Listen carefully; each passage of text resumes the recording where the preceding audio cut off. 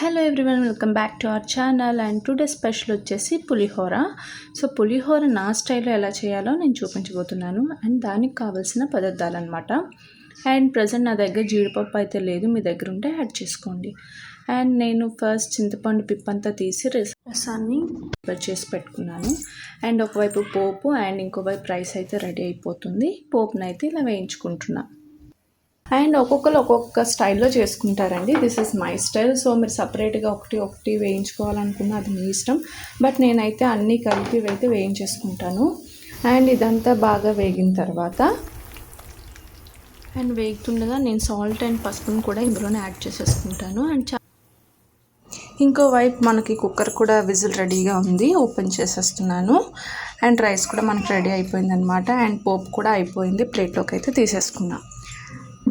And ఇప్పుడు ఇంకోవైపు మనకి ప్లేట్ అనేది రెడీగా ఉంచుకున్నానండి. లైక్ నేను చిన్న బేసిన్ లాంటివి తీసుకున్నాను. ఎందుకంటే మనకి పులిహోర పొడి పొడిగా రావాలి అనుకుంటే రైస్ అనేది కొంచెం ఫ్యాన్ కింద ఆరబెట్టేసుకోండి. అండ్ అలాగే పోపు అయితే తీసాను కదా, అదే గిన్నెలో చింతపండు రసాన్ని అయితే వేస్తాను. సో బాగా అది దగ్గరికి అయినంత వరకు మగ్గించుకుంటాను. ఈలోపు రైస్ని ప్లేట్లో వేసి ఫ్యాన్ కింద పెట్టి చల్లారబెట్టుకుందాం.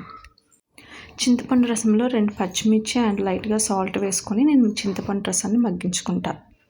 ఇంకో విషయం ఏంటంటే చాలామంది రైస్ని పొడి పొడిగా ఉంటుందని చెప్పి ఫ్యాన్ కింద చల్లారబెడతారు కదా.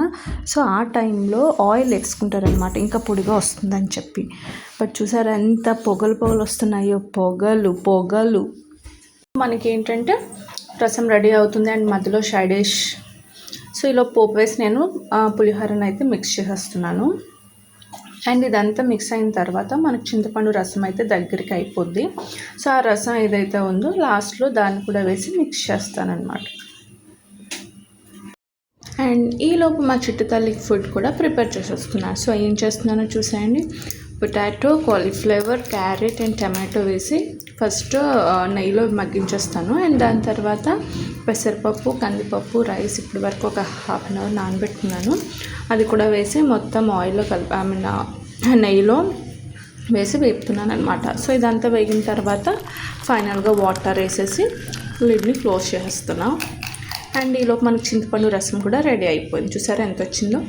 సో దీన్ని కూడా లాస్ట్ ఫైనల్ టచ్లో వేసేసి మొత్తం కలిపేసుకుందాం. ఇప్పుడు మన చింతలు అలా చూడండి ఒకసారి. And finally pulihora is ready. కంపల్సరీగా మీ అందరికీ ఒక రోజు నా చేతి వంట రుచి అయితే డెఫినెట్గా చూపిస్తానండి. సో ఇప్పటి వరకు చూసిన ప్రతి ఒక్కరికి కూడా thank you so much. And if you like the video please to subscribe my channel. Thank you all.